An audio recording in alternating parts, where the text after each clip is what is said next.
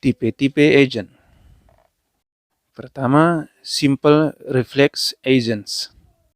Agent refleks sederhana merupakan agen yang paling sederhana karena dia hanya menerapkan teknik kondisi aksi.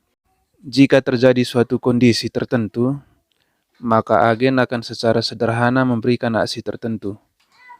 Contoh, agen untuk lampu pintar diberikan kondisi jika ruangan gelap, maka lampu akan menyala. Gambar yang di samping merupakan diagram dari simple reflex agents. Penjelasan dari gambar ini adalah agen melakukan sensor terhadap lingkungan dari hasil sensor tersebut. Sebagai contoh, lampu pintar akan melakukan sensor terhadap lingkungan, yaitu sebuah ruangan, bagaimana keadaan dalam ruangan tersebut. Jika ruangan tersebut gelap, maka aksi akan diberikan, maka lampu akan menyala. Tetapi jika ruangan terang, maka lampu akan mati. Berikutnya, model based reflex agents. Agen refleks sederhana dapat melakukan tindakannya dengan baik jika lingkungan yang memberikan persep atau kesan tidak berubah-ubah. Oleh sebab itu, dibutuhkan agen refleks berbasis model yang dapat terus melakukan pelacakan terhadap lingkungan sehingga lingkungan dapat dipersep dengan baik. Agen ini akan menambahkan suatu model tentang dunia, yaitu pengetahuan tentang bagaimana dunianya bekerja.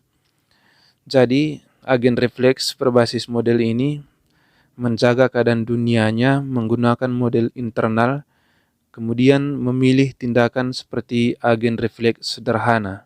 Salah satu contoh dari model based reflex agents adalah sebuah parkir otomatis pada sebuah mobil.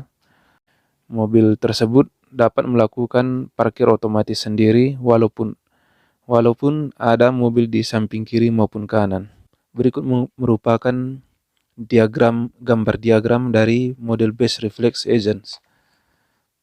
Penjelasan dari gambar ini adalah lingkungan disensor oleh agen dan mendeteksi bagaimana keadaan dunia sekarang, bagaimana perubahan dunia dan akibat dari aksi, sehingga dapat menyimpulkan aksi apa yang harus diberikan dari kondisi tersebut.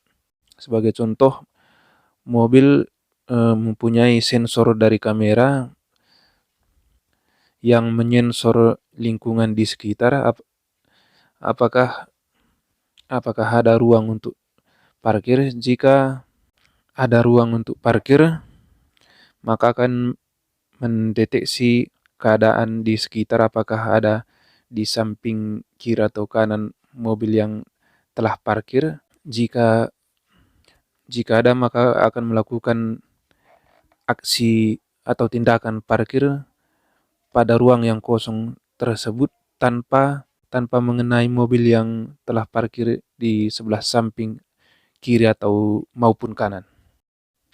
Berikutnya, goal-based agents. Pengetahuan agen akan keseluruhan keadaan pada lingkungan tidak selalu cukup. Suatu agen tertentu harus diberikan informasi tentang tujuan yang merupakan keadaan yang ingin dicapai oleh agen. Dengan demikian, agen akan bekerja hingga mencapai tujuannya. Pencarian dan perencanaan adalah dua deretan pekerjaan yang dilakukan untuk mencapai tujuan agen. Sebagai contoh dari goal-based agents adalah sebuah aplikasi map yang dapat menunjukkan jalan ke tempat tujuan tanpa mempedulikan opsi terbaik atau tercepat. Yang di bawah merupakan gambar diagram dari goal-based agents. Agent akan mensensor lingkungan di sekitar, bagaimana keadaan dunia sekarang, akan disensor keadaan dan juga perubahan dari dunia. Lalu setelah disensor akan deteksi lagi apa yang terjadi bila aksi A diberikan dan apa akibat dari aksi A tersebut. Maka akan menjalankan aksi yang harus diberikan dan mencapai tujuan. Sebagai contoh dalam aplikasi map tersebut, sensor mendeteksi lingkungan di sekitar, mencari jalan ke tempat tujuan, bagaimana rute ke tempat tujuan tersebut, dan apakah akibat dari aksi jika melalui rute tersebut, dan melakukan aksi untuk melewati rute tersebut dan untuk sampai ke tempat tujuan. Berikutnya adalah utility based agents. Pencapaian tujuan pada agen tidak cukup untuk menghasilkan agen dengan tingkah laku berkualitas tinggi. Agen refleks berbasis tujuan tidak membedakan keadaan yang bagus dengan keadaan yang tidak bagus untuk agen. Pada utility based agents diperhitungkan utility factor atau kuantitatif. Sebagai contoh, aplikasi map yang bisa menunjukkan jalan pintas terbaik maupun tercepat ke tempat tujuan. Gambar yang di sebelah kanan merupakan gambar diagram dari utility based agents. Agen akan melakukan sensor terhadap lingkungan dan mendeteksi bagaimana keadaan dunia sekarang serta bagaimana perubahan dunia. Setelah itu akan mendeteksi apa yang terjadi bila aksi A diberikan dan apa akibat dari aksi A tersebut. Dan selanjutnya, apakah aksi tersebut merupakan aksi yang terbaik dan aksi apa yang akan dilaksanakan untuk yang terbaik. Sebagai contoh dalam aplikasi map tersebut, agen akan mensensor lingkungan dan mendeteksi beberapa jalan alternatif untuk mencapai tujuan dan akan menganalisa jalan yang tercepat dan terbaik untuk mencapai tujuan sebagai jalan pintas yang terbaik. Berikutnya adalah learning agents.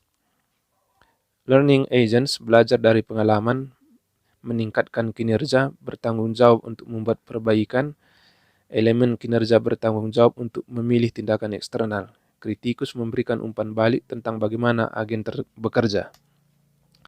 Salah satu contoh dari learning agents adalah aplikasi Google Translate dapat menerjemahkan dari bahasa yang satu ke bahasa yang lain.